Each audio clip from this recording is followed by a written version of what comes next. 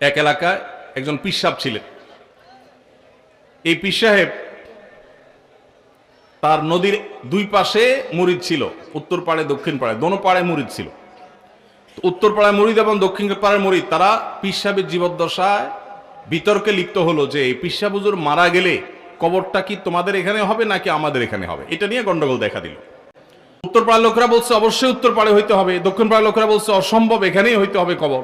এটা নিয়ে যখন গন্ডগোল দেখা দিছে তখন এবার উত্তর পাড়ার লোকেরা তারা দেখলো যে আমরা তো একটু দুর্বল, হুজুর মরলে কবরটা তো আমরা পাবো না, এখানে বরকত তো পাবো না। তো এই জন্য ওরা রাতে হুজুরকে ধরে এনে মেরে কবর দিয়ে দিস।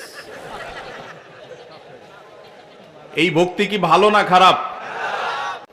দিনই কাজ, ধর্মের কাজ, ইসলামের কাজ। মানুষ হয়তো আপনাকে কিছু বলছে না, একজনের তাড়াতাড়ি যাওয়া দরকার, একটা অ্যাম্বুলেন্স হয়তো রুগী আছে, আপনি আপনার মেহমান রে স্বাগতম জানাবেন, আপনার ঘরে আয়না ভালো করে স্বাগতম জানান, কিন্তু পাবলিক প্লেসে মানুষের রাস্তা চলাচল বন্ধ করে আপনি স্বাগতম জানালে এটা কখনো গ্রহণযোগ্য হতে পারে না।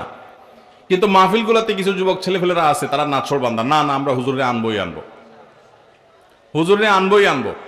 এই যে হুজুরের প্রতি অতিভক্তি, এই অতিভক্তি কখনো ভালো হতে